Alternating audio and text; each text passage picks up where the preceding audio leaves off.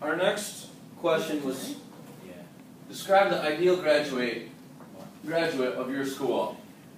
And some of the things we got: driven, confident, creative, different, motivated, employable, critical thinking, problem solver. Got a couple pluses in that one.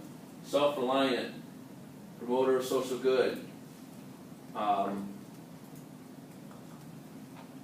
motivated, critical, adaptable, how to exceed multiple environments.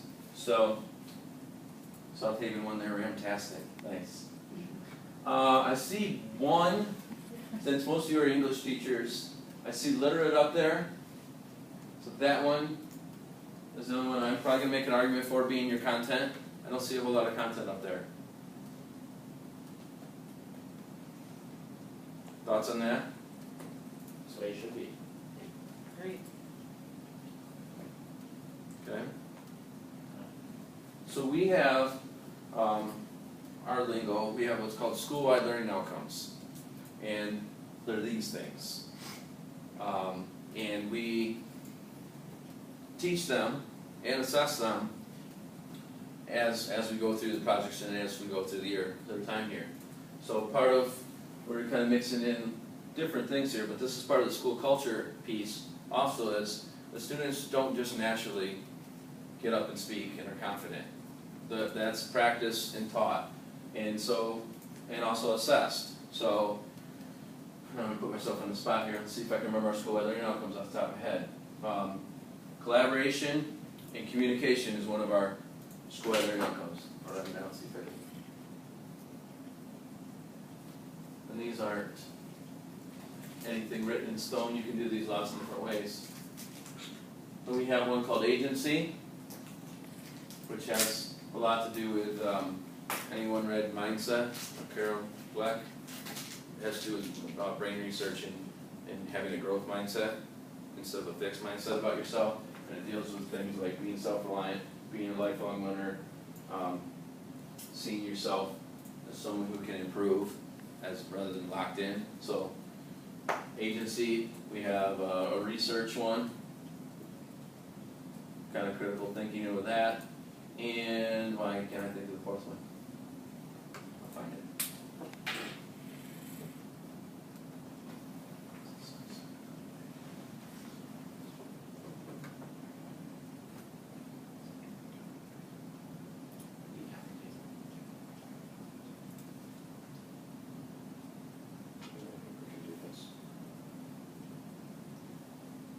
Creative and critical thinking, that's what it was.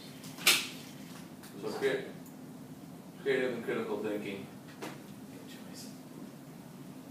And I personally could argue for switching some of these up, but these are what we agreed on as a staff.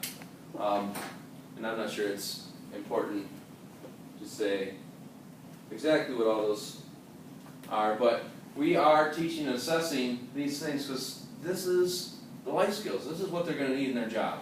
And I think as educators we all realize that. And to me, this is one of the most important arguments for PBL.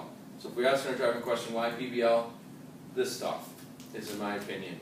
And we have students who come here that are high achievers and would get A's wherever they are, but they won't get all this stuff at their home school district. And the parents that get that really latch on to here. When we have students here who struggle in school, and we have to help them get through the content, but they get this stuff that's going to help them in life. So that's a big part of PBL, I think, is that every project, they're working with other people. So they're doing that collaboration. Every project, almost every project, in some way, definitely if we include, I wrote that twice, didn't I? Awesome.